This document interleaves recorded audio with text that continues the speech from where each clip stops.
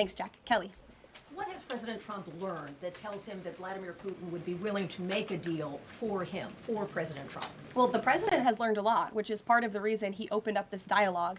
The previous administration, who oversaw the beginning of this war, refused to talk. And President Trump has always said, in order to learn, in order to move the ball forward with diplomacy and towards peace, you have to have open dialogue. And so that's why the president has had several conversations by phone and, of course, an in-person meeting last Friday with President Putin. He also has talked to President Zelensky dozens of times, had him here at the White House yesterday, and he's understanding what both sides want, what both sides are going to have to give up. And he has always said, in order to get a good deal, both sides are going to have to walk away a little bit unhappy. So he continues to learn a lot throughout these conversations, which is why we've seen progress from both sides. And I would also just add, when it comes to learning and moving the ball forward, look at how both Russia and Ukraine have actually talked directly for the first time in many years, thanks to the efforts of this president and this administration. Specifically for President Trump, though, what do you think Putin's motivation is to try to do something for President Trump, as opposed to just resolving the conflict? I think, as I just spoke to in my opening remarks, Kelly,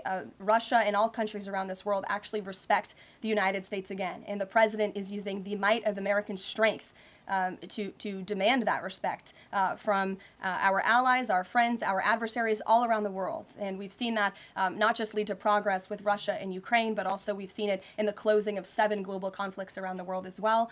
We've seen it with the release of hostages in Gaza. You've seen it with the end of the conflict between India and Pakistan, which could have resulted in a nuclear war if we had not had a president who believed in the strength and the leverage that comes with the job of being the president of the United States of America.